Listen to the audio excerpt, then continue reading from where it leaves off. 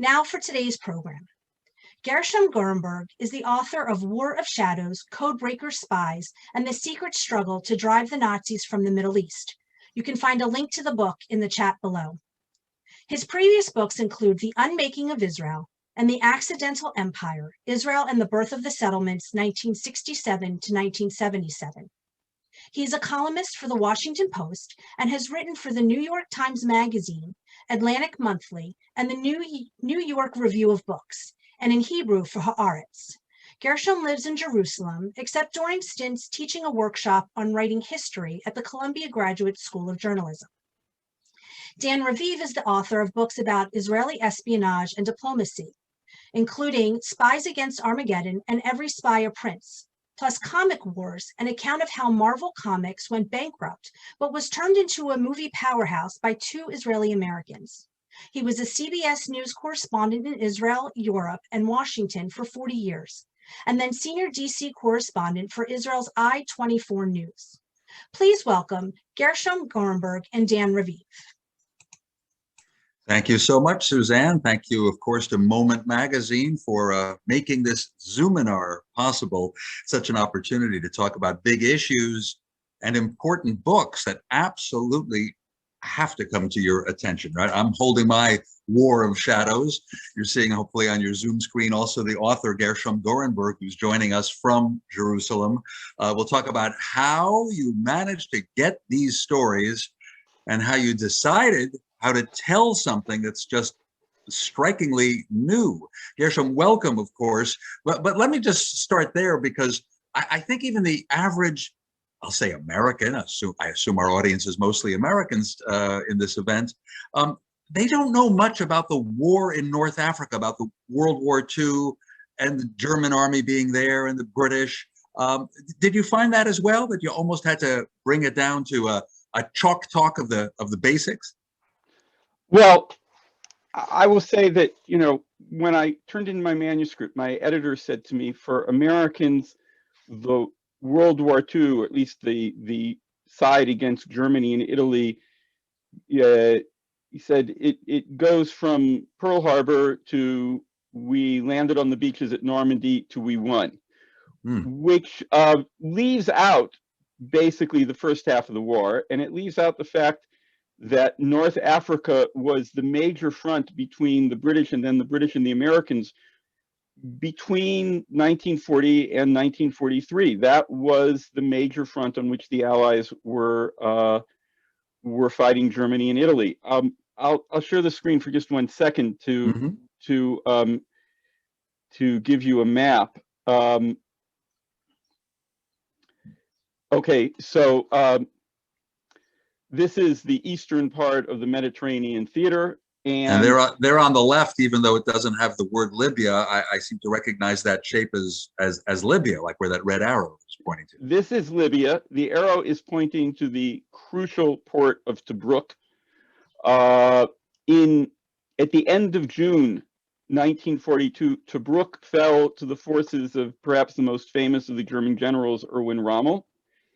And within the next 10 days, Rommel's army advanced from Tobruk all the way to this almost empty spot in the desert called El Alamein, which means two flags, because basically two flags were the only thing that marked it, which was 60 miles outside of Alexandria. And if you had been in Cairo that day, everybody in Cairo knew that they faced the same fate as Paris or Warsaw or Belgrade, that the city was about to fall to the Axis forces.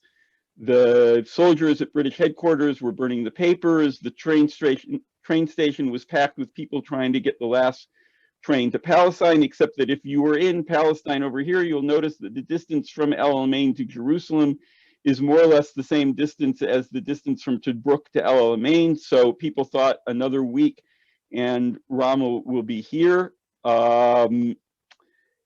It was, as I said, it was like being in France in 1940. There were two major things that, of course, people who were in that situation didn't know, which are critical to the story and to War of Shadows. The first thing is that the SS had already created an Einsatzkommando, a mobile killing team, to carry out genocide against the Jews in Egypt and in Palestine, and it was expected that Rommel would advance further into the Middle East.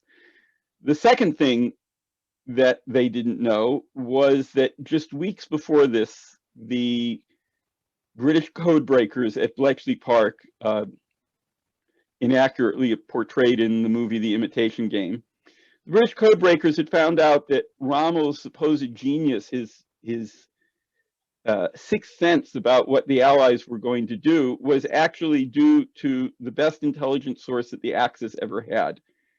A source that had access to the most secret information from British headquarters in Cairo.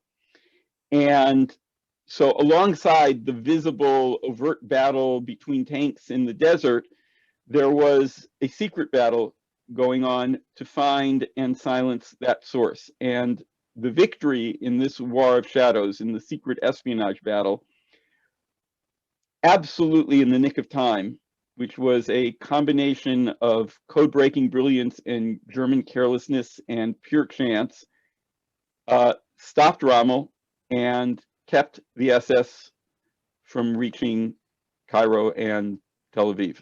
Well, I know as a historian, you looked into what Hitler's plans had been during the war, his ambitions throughout, and many people, of course, are familiar with the notion that he wanted to eliminate all Jews from Europe. And of course, just about everybody knows most of Europe was occupied by the Nazis, and of course there were massacres, and there was the Holocaust, concentration camps, death camps, killings, of course, done anonymously, bodies left in pits. But if the goal was to eliminate Jewry from Europe, why was there the SS and the death groups heading to North Africa? What was behind that? Well, that geographical constriction never occurred to the Nazis or to Hitler. The only Hitler's idea of what's been called the war against the Jews extended to wherever German troops were going to reach. Okay. Now he was well aware, of course, of Palestine, then administered by the British, not yet the state of Israel. That, of course, occurred in 1948. And so, of course, everyone knew that there was a Jewish independence movement and a Jewish community, often in Hebrew known by the word the Yeshuv. We think of David Ben-Gurion as one of its leaders. He later became the first prime minister of Israel. So naturally, Palestine as a Jewish center would have been a Nazi target.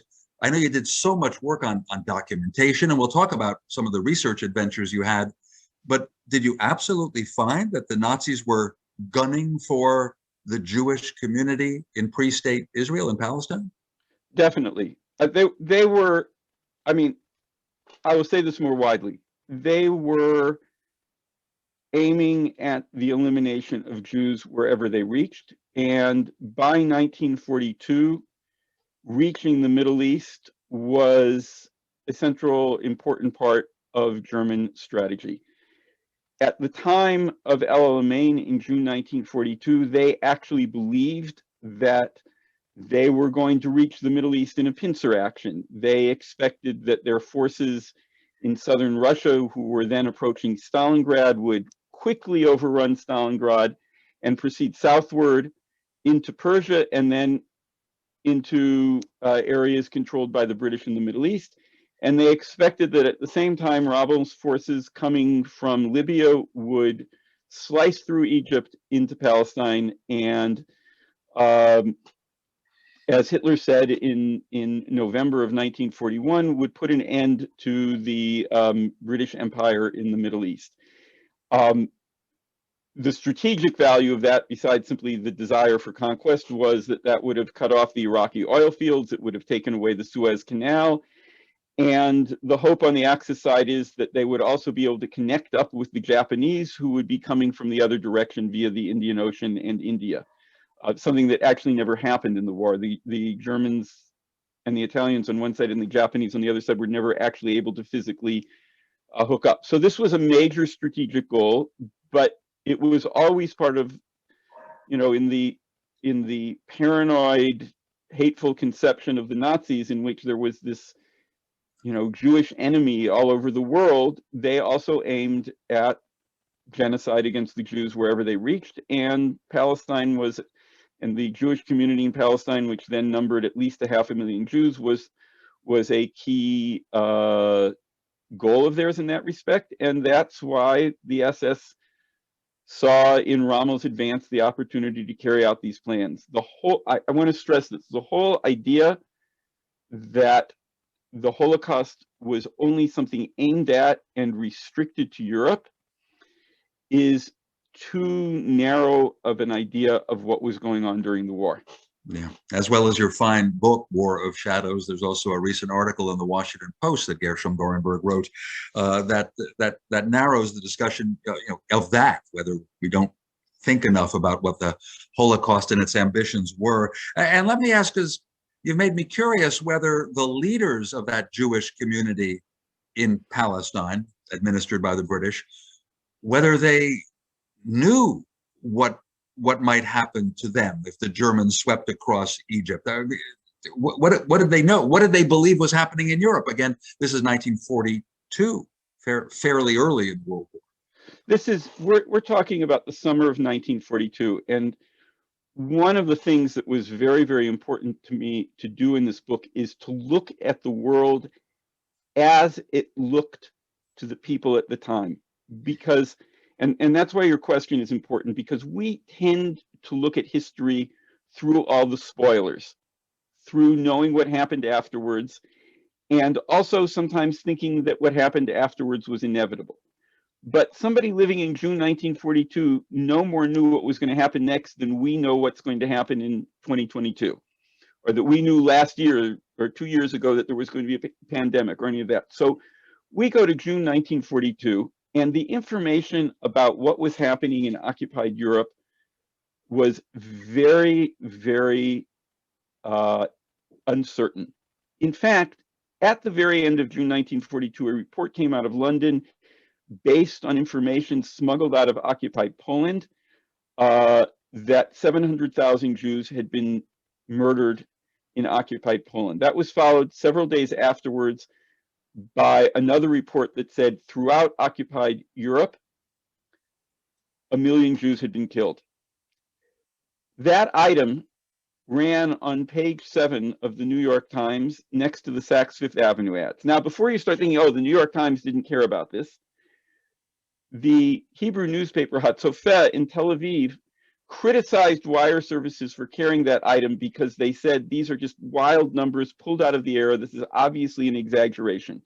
People did not know what was going on in Europe. And in fact, there was a debate within the leadership of the Yishuv, of the Jewish community in Palestine, of how to respond to the expected Nazi conquest. And part of that debate was whether or not Jews should engage in partisan action against the Nazis. The proponents said, we're doomed anyway, so we might as well fight to the last. But there were people who said, if we remain calm, part of us can survive. And that shows how uncertain they were about what a Nazi conquest meant. Now, that didn't mean that people weren't terrified. They were terrified. And one of the fascinating things I ran into was, for instance, at the beginning of July 1943, there was a case. Okay, the British were intercepting and deciphering the diplomatic radio communication of a couple dozen different countries. So one of the messages I found in the British National Archives was a radiogram from the Turkish embassy in Cairo from the 3rd of July 1942 to Ankara, and it says, we are being crowded by Egyptian Jews who want visas for Turkey. What should we do? Because Jews in Egypt wanted to get out. Mm-hmm. And 3 days later, the message came back from Ankara that said, say no. Don't let those refugees in. So people clearly wanted to get away. They clearly were afraid, but it was an indefinite fear. It was, and let us not miss, Gershom, I hope you'll agree, giving a salute to Palestinian Jews who joined the British forces, Jewish Brigade, for instance, Chana Senesh, a hero who parachuted behind Nazi lines. So there were certainly Jews, willing to fight, and they wanted the British to win, and then they wanted the British to get out of Palestine, of course. Well, there was, at the beginning of the war, the vast majority of the Jewish community they were extremely angry with the British for closing immigration to Palestine, for basically giving up on the Balfour Declaration. But the conclusion that they reached was, my enemy's enemy is a greater enemy. And therefore, we need to fight with the British against the Nazis. We can deal with our disagreements with the British later on. Yeah. And somewhere around 30,000 Jews from Palestine, out of a community of 500,000, volunteered for the British forces during the war, which, when you consider that's an entirely a volunteer effort, is an incredible number. Yeah, we should salute that. Now, you already brought up the Codebreakers, perhaps the main focus of a book that contains so much. And in War of Shadows, you absolutely have new. I'm always struck by this. As I also write books, and it's about old spy affairs, etc. How can there be anything new? And yet, you did find, in the effort by the British, in their secret, as you said, that unit in Bletchley Park in England. And there have been stories, movies, and Alan Turing is thought of as the hero in the center of plays, movies, and books, as being one of the code breakers, and we think broke the Nazi codes and therefore made victory in Europe possible. So this is a separate sector in which you found, to be fair, a separate team that was working on the German General Erwin Rommel's military codes and communications. You tell me, is this different from the European stories we heard about code breakers?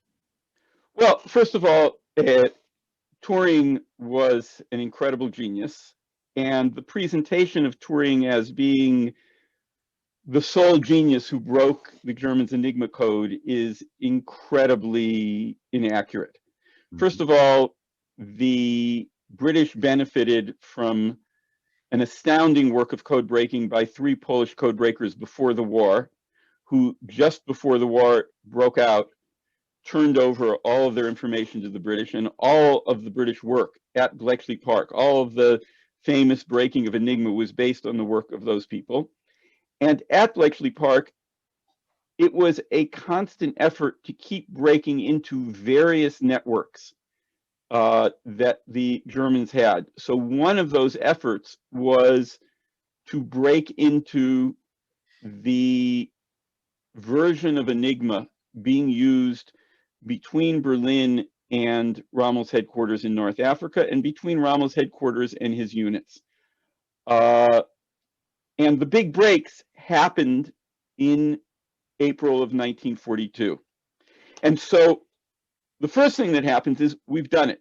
We're getting in. Now, that's not a one-time feat. You have to do it every day. The settings, the complicated way the code is used changes every day. It's a daily struggle to break into the code. But when they did that, they discovered that they were only half there, because inside of those messages that they were getting were clear signs that the Axis had its own intelligence source, who was providing astoundingly high-level information from British headquarters in Cairo.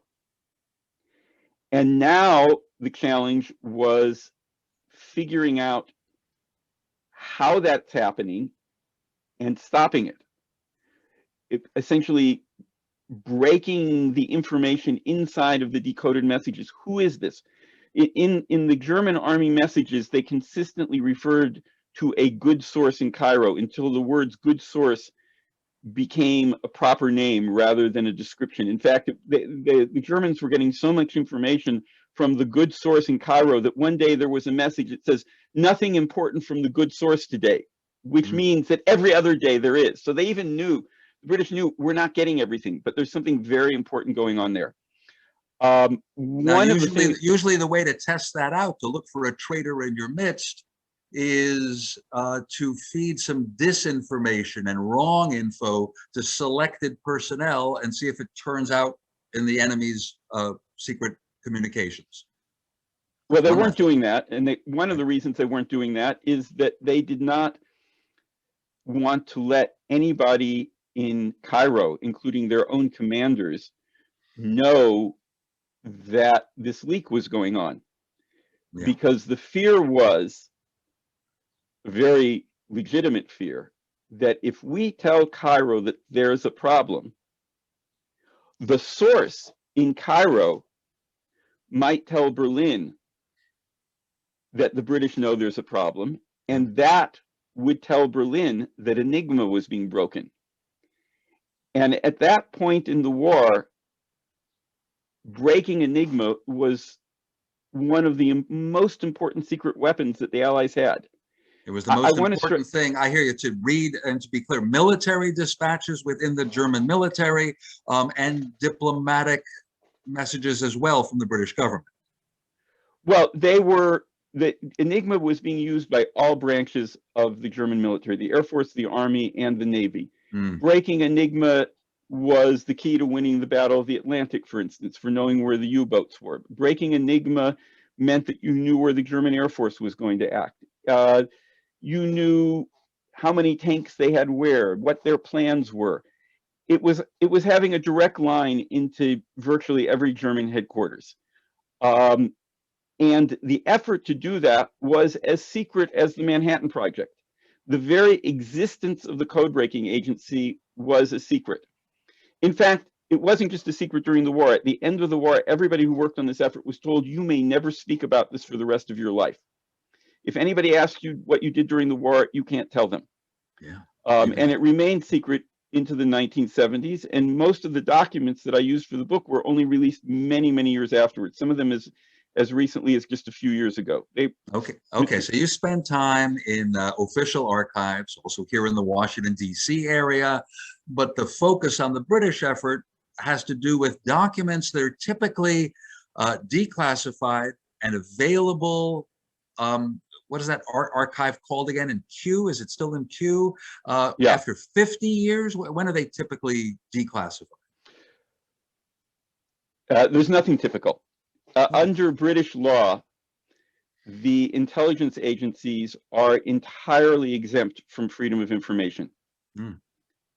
If GCHQ, the Government Communications Headquarters, which is the code-breaking agency, or MI6, which is foreign intelligence, or MI5, which is domestic counterintelligence, wants to keep something secret, you can't file a freedom of information request for it. Okay. They have over time released different sets of documents from the World War II code breaking. As I said, these have come out at different times, and there's large portions of it that I was really surprised at how previous accounts hadn't used them. For instance, these Enigma messages, which were broken, a small selection every day was given to Churchill. He wanted to see everything. The head of MI6 said, that's a very bad idea. First of all, you won't have time for anything else. What he was really thinking is, I've got enough source with Churchill's crazy military ideas without him reading the raw intelligence every day. So he gave him a packet every day of a few messages.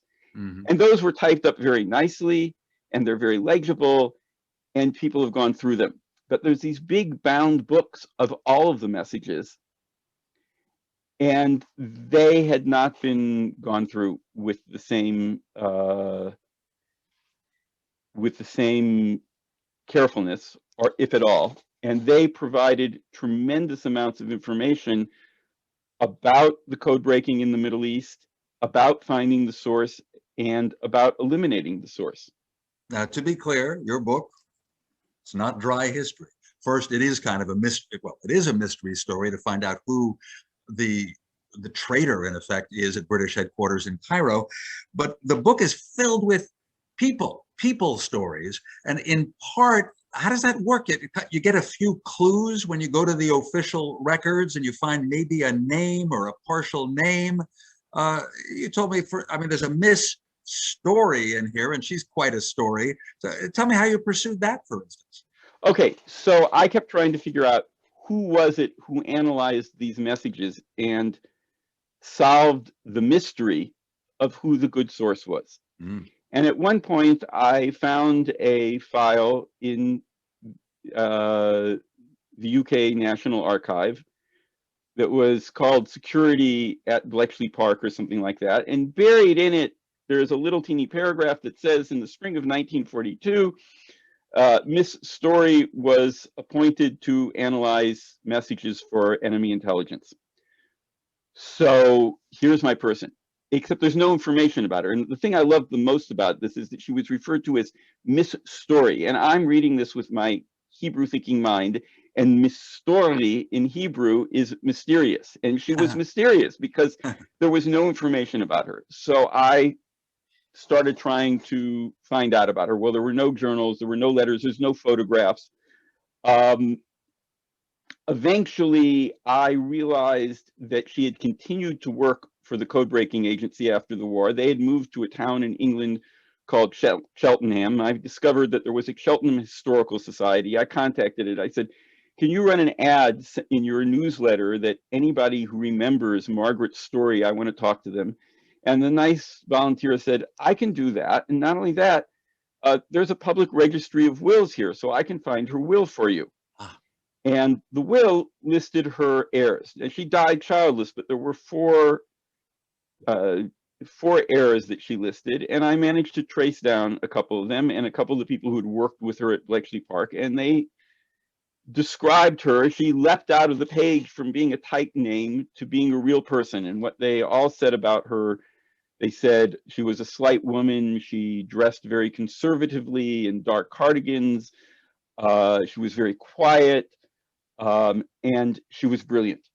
So every possible way that you could use the words extremely intelligent, daunting intelligence, that's what everybody repeated to me. And apparently she was, there were other documents that showed she was hired as an untrained clerk, and she rose to this position of being the analyst of foreign intelligence and became a senior figure in the intelligence agency. She never spoke about her experiences. Well, right. I mean, you've really underlined something you mentioned a few minutes ago. They absolutely were instructed and held to it. You don't talk about your work. You're not meant to. We're supposed to win the war and say nothing. Is that about right? At least for these secret workers. There was a direct order given in April 1945, on the very eve of VE Day, to everybody who knew about breaking Enigma, that said, you are bound to secrecy forever. And a number of reasons were given for this, but the top reason blew my mind, because the top reason said, after World War I, these conspiracy theories went around Germany that we didn't really lose on the battlefield. There was a stab in the back, there was some sort of treason. So the British leadership said, we must convince the Germans that they lost only by brute force of arms on the battlefield, lest they try again. So they must never know about the intelligence victory. Well, the secret actually lasted about 30 years, and then it got out in very distorted forms, and it's taken till now to get a clear picture of what was really going on. But when the secret actually did come out in the 70s, German officers who were still around didn't believe it. Enigma was unbreakable. The British couldn't possibly have done that, which is something to remember today when people tell you that they have absolutely unbreakable security with their codes and their encryption. Sure. Perhaps we're being spied upon and codes have been broken and they're never going to admit it. Hey, one last thing before we turn to the viewers, who I hope have some questions. It's just this, very briefly, Gershom, anyone watching us will hear that by accent speaking English, you're an American. Just a little bit of background, because you're not an American visiting Jerusalem. You're an Israeli historian. You've been in Israel about how many years, and where did you used to live, if I may ask? I've been in Israel now 44 years. I came here in 1977 at the age of 21. It seemed like a reasonable age to change countries when I did it. When my kids hit 21, it seemed like less of a reasonable age to make a decision like that, but it seemed very reasonable to me at the time. I grew up in California. I wasn't born in California, but I grew up in California. And a year after I finished university, I came here, and I've been here ever since. And I started working here as a journalist. And then from daily and weekly journalism went into writing history. Yeah, and doing so well. Well, let's see what the audience has come up with. Let's go back to you, Suzanne Borden, Moment Magazine. Thank you both for that fascinating discussion. We will start off with what type of Nazi documentation were you able to find about their plan to move into Palestine as part of the Holocaust? Gershom. Okay, so the main information on this has appeared in German. There are a couple of German historians who have in recent years delved into this question, and one of them wrote a biography which has only appeared in German of the German officer, the SS officer Walter Rauff, who was appointed as the commander of the Einsatzkommando, the mobile killing squad for Egypt and Palestine. So much of that information, I need to stress, came from work that had been done by German historians, which I was able to use. In addition to that, there's been other material that has come out in the past. The important thing was to put it together with the information about the code breaking and German plans. So for instance, in November of 1941, Hitler had a famous and often misportrayed meeting with the former Mufti of Jerusalem, Amin al-Husseini. Now, what was going on in that meeting is that Husseini was asking for German support for an independent Arab state in the Middle East. He did not get any such promise from Hitler, as is the nature of meetings with Hitler. Hitler did most of the talking. The one thing that Hitler told him is, we expect to enter the Middle East, and our plans are to kill all of the Jews there. And it was definitely, as you say, definitely a German plan. Just before the next question from our viewers, I just wonder, when it came to what could have happened in Palestine, and you've said that it was close. Now, does that mean if General Rommel's troops hadn't been stopped at El Alamein, and you're telling us basically that knowing the German military codes is what enabled the British were led by General Bernard Montgomery? Well, at the time of the first, there were 3 battles at El Alamein between July and early November.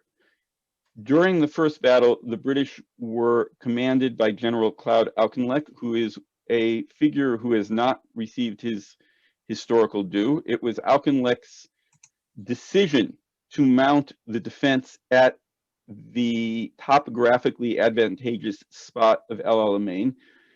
The reason that spot was important is just inland, there's a deep depression called the Qatar Depression that's bound by cliffs. And El Alamein is the place where the distance between the sea and the cliffs is the smallest, which meant that Rommel couldn't go around the British line. And that was Auchinleck's brainstorm. And here's where the codes fit in. Because the success in cutting off the source from Cairo took place on the same day or the day before Auchinleck made that decision. Up until that point, Rommel was receiving top-level information from Cairo. The change in plans to mount the defense at El Alamein did not reach him. By the time he got there, he thought he'd won. His medical officer was already giving out instructions for boiling the water when you got to Alexandria and not buying ice cream on the street in Cairo. They thought they were there. And you hear about surprise attacks. What happened at Alamein was a surprise defense. And that defense is what stopped Rommel's advance and changed the entire direction of the war. Thank you. Suzanne, what else you got? Yeah, someone would like to know, what was the lag time between the transmission of an encrypted message, its decipherment, and then its use by British and other intelligence? That's a great question.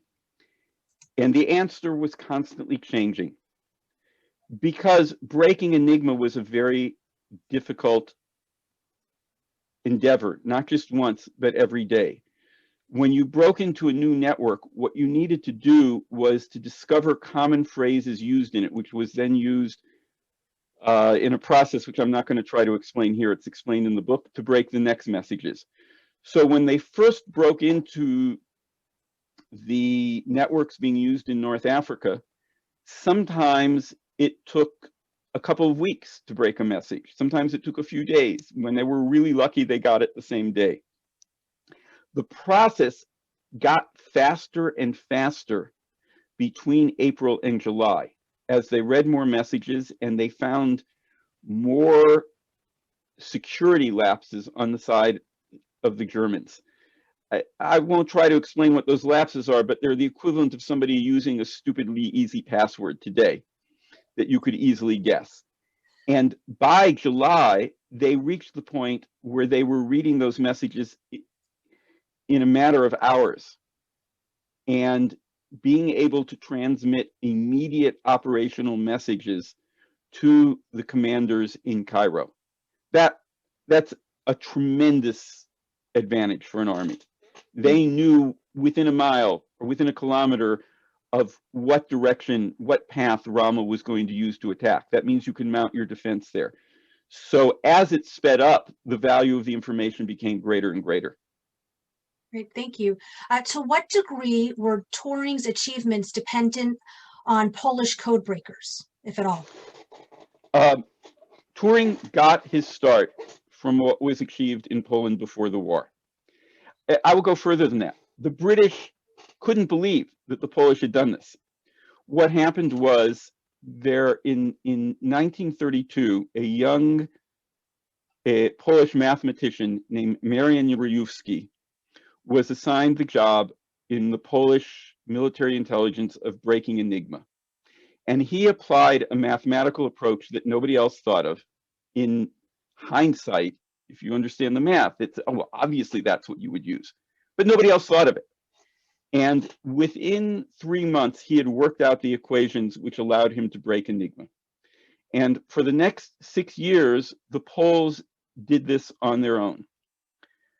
But as the Germans got ready for war in 1939, they started changing the settings for Enigma, which at one point they changed every 3 months, and then they changed them every month. They started changing them daily.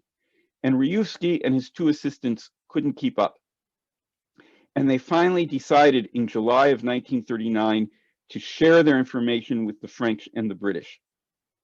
And it was on the basis of that information, it was on that foundation that the British built the entire project during the war. Without Rejewski's work, they wouldn't have been able to do it. Thank you. We have lots of questions, lots of people asking if the source was ever found and what happened to them. Well, the source was found, and I'm not going to say more than that, because as Dan said, this is a mystery. It's a 100% factual mystery. If you see the temperature in this book, it's based on a source from the time. Every detail is a historical fact, but it's a mystery, and I want you to be able to find out for yourself. So I'm not going to provide the spoiler, but the source. You can use the link. You can use the link that's in the chat to get to the book. But the source was in fact discovered, and I don't want to give away any more than that. Fair enough. Gershom, would you remind us of something else? Because you did speak, of course, about Nazi ambitions and the danger to Jews in the Middle East. Were there concentration camps in areas that the Germans did control, like Libya? And then did you write also about a pogrom or pogroms as far away off to the east in Baghdad? Yes. So let me mention both of those things and one more. In Libya, the Italians created a concentration camp in the desert to which they started transporting the Jews of eastern Libya, which is called Cyrenaica. There were approximately 30,000 Jews in Libya, of whom 3,000 were sent to this camp, and about a fifth of the people who were in that camp died of hunger or disease. Their intention was to send all of the Jews there, but fortunately, they were defeated before they were able to do that. In Iraq in 1941, there was a pro-Nazi coup, and for 2 months there was a pro-German regime in Iraq. The British invaded Iraq and the regime fell apart. But in the interregnum, the time between the regime falling apart and the British entering Baghdad, the remains of the pro-Nazi forces conducted a pogrom against the Jews of Baghdad. In 1941, Baghdad was 1/6 Jewish. Baghdad of 1941 was like New York. It was a Jewish city. And there was this massive pogrom in which hundreds of Jews were killed. And that event was the spark which eventually led to the exodus of the Jews from Iraq 10 years later. After the defeat at El Alamein, the Germans seized Tunisia, which was a Vichy French protectorate, as their last holdout, their last redoubt in Africa.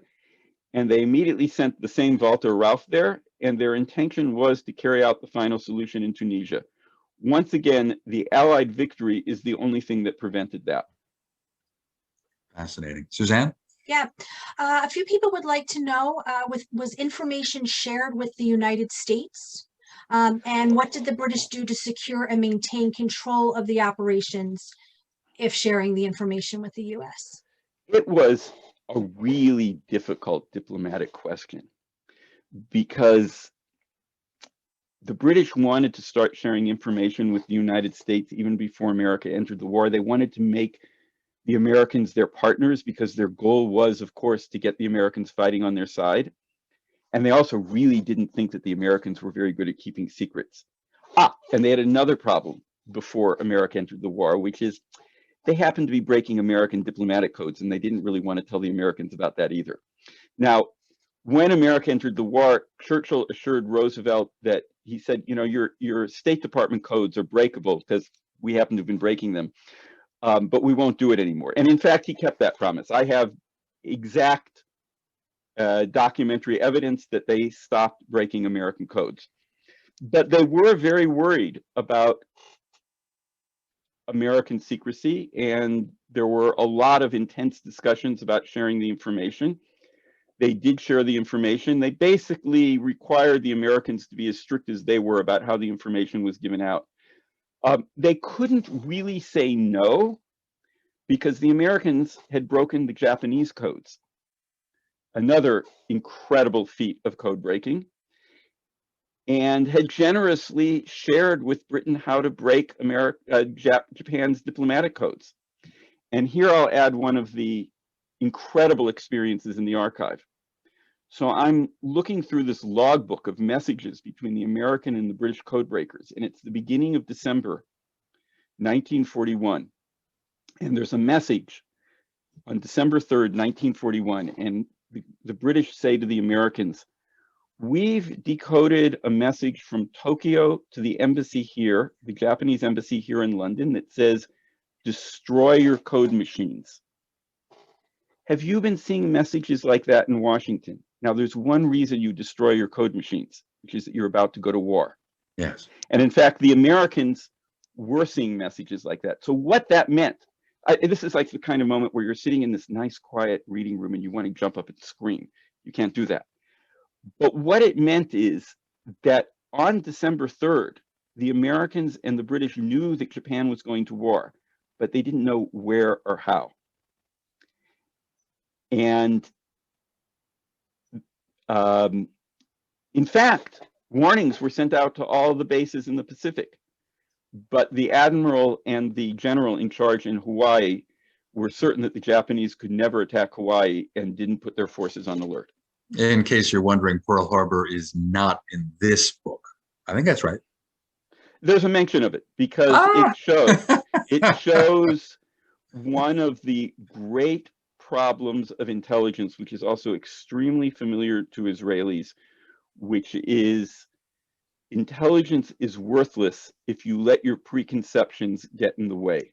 That was a famous failing of Israeli intelligence before the 1973 Yom Kippur War.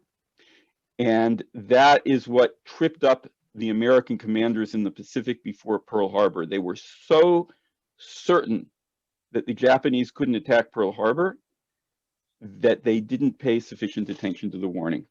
And indeed, 1973, eve of Yom Kippur War, an incredibly well-placed Israeli agent, an Egyptian man, in the presidential family, informed the Israelis, and Mossad later said they had other great agents too, but the Israeli military intelligence agency refused to believe it, and so they weren't on alert as they should have been. Breaking the codes is just the first step. That's part of the process that I describe in War of Shadows. Is you have to break the codes. You have to believe it. You have to get the generals to believe it. You have to be able to act on it. You have to have enough forces to make use of that information. So getting through the code is the first step in this long process of using it to win the war. Thank For sure. you. Suzanne, got more? Someone said that they are currently reading Codebreaker Girls by Jan Slimming. I'm assuming they're going to read your book next. And the author's mother was a code reader at Bletchley Park.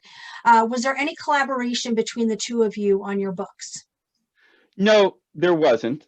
It came out, her book came out very late in the point where I was working.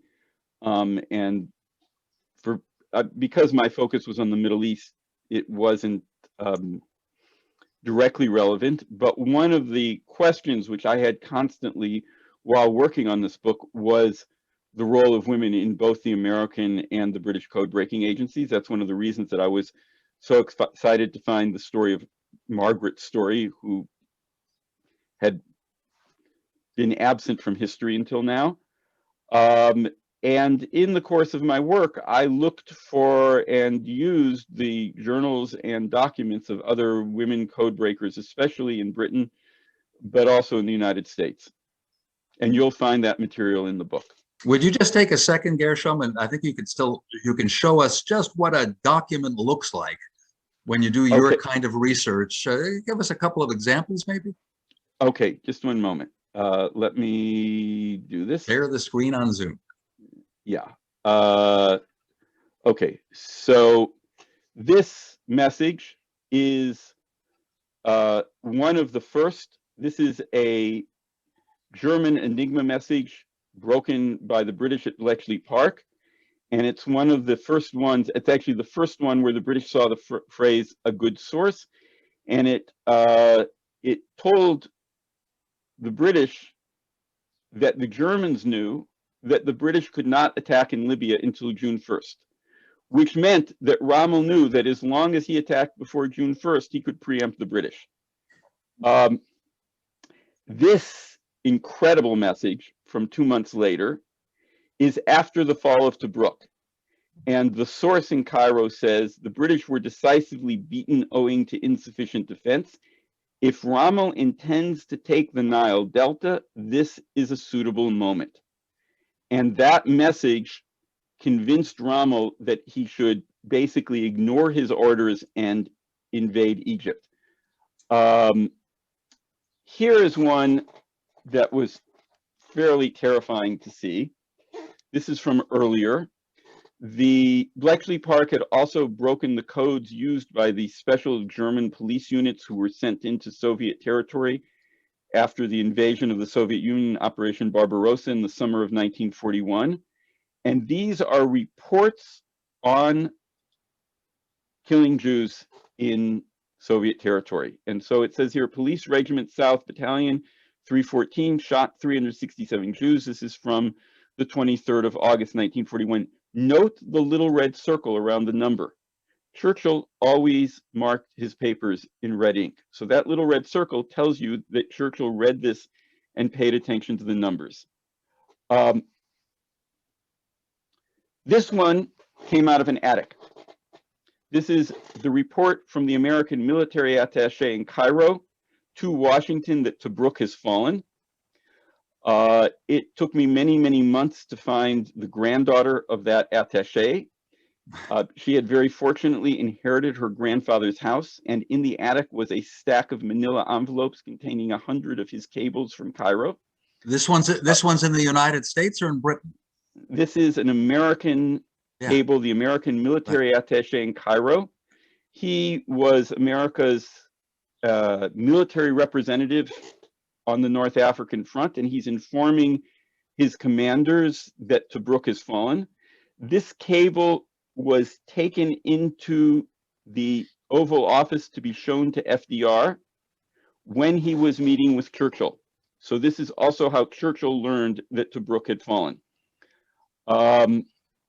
And here's the logbook, handwritten logbook, where the British are informing the, there was a clerk who copied out telegrams by hand into this huge logbook. And here it says, on 1st December, Tokyo ordered Japanese embassy in London to destroy their machine, that is to say their code machine. On 2nd December, embassy reported that they had done so. This is essentially the ambiguous warning of Pearl Harbor. That made you jump up. And you have a Margaret story. We're short on time, so this is a great ending when it comes to documents. Okay, this is the document where I discovered the existence of Margaret's story. Margaret's story arrived in Naval Section 5 in February 1942.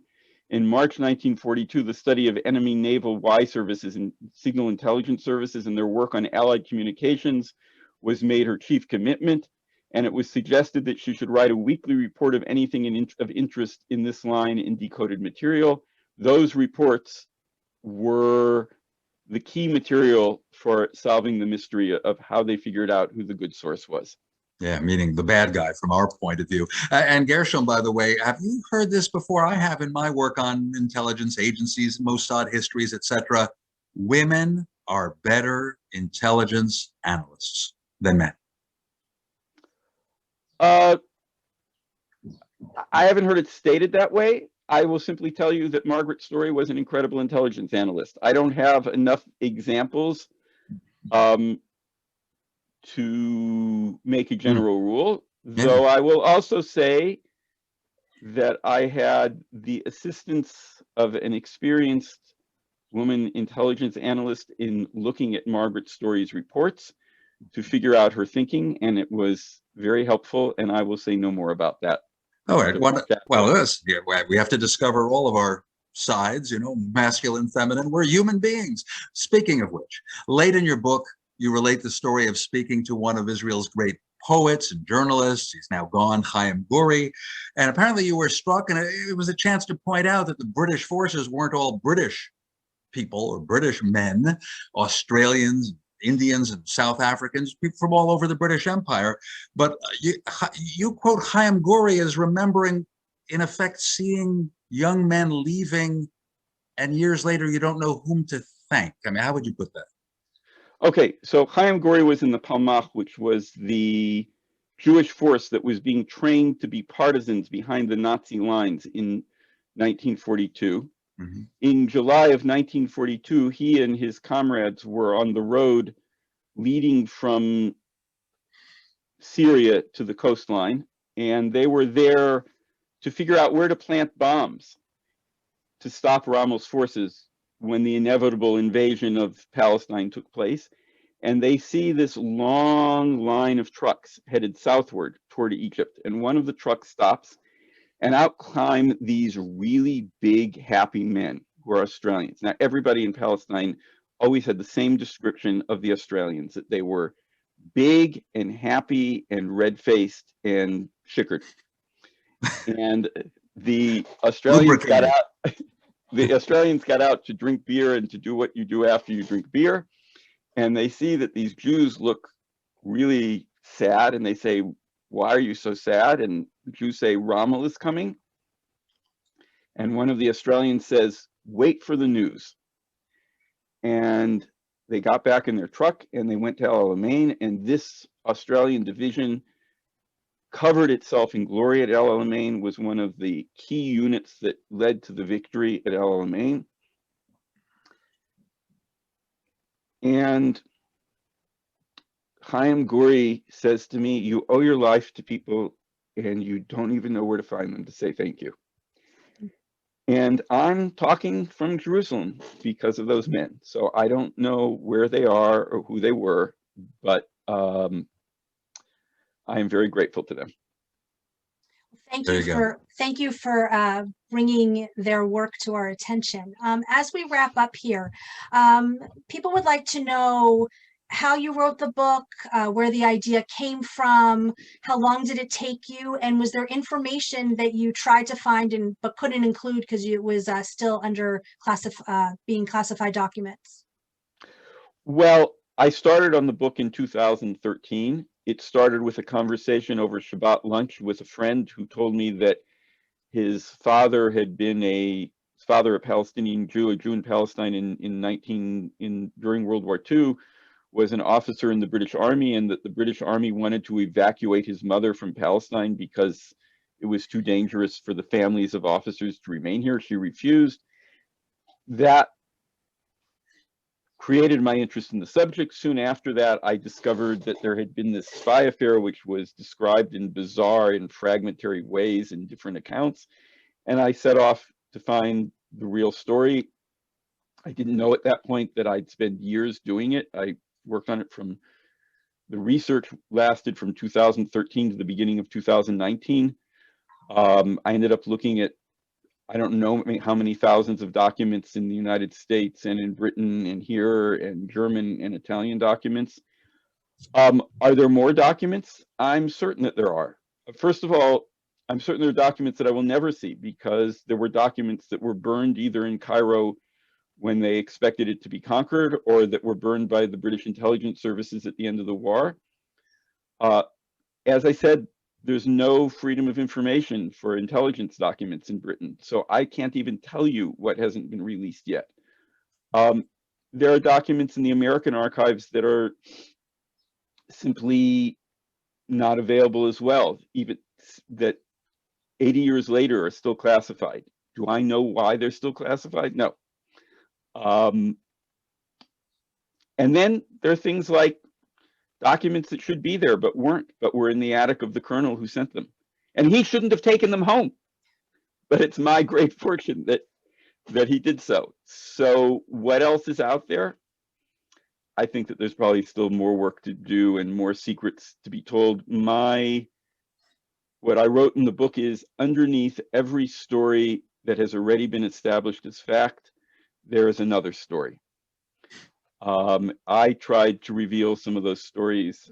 I don't think that the work ends here. Thank you. Thank you. And just lastly, as you said, this is it's a thriller, it's a mystery. Will we see it on the big screen? I hope so. Good. Well, thank you both. Thank you, Gershom. Thank you, Dan, for this fascinating conversation, for educating us on stories that most of us have not heard. I encourage everybody again to purchase his book, Gershom's book, War of Shadows. The link is in the chat. We will be sending a follow-up email in a few days, and we will have the link in there as well. Thank you all for joining us. Again, please go to Moment's website where you can register for tomorrow night's program. Everyone is invited to hear Tova Felshu, and next week comedian Judy Gold and CNN anchor Dana Bash. Again, thank you both, and we will see you next time. Take care. Thank you very much.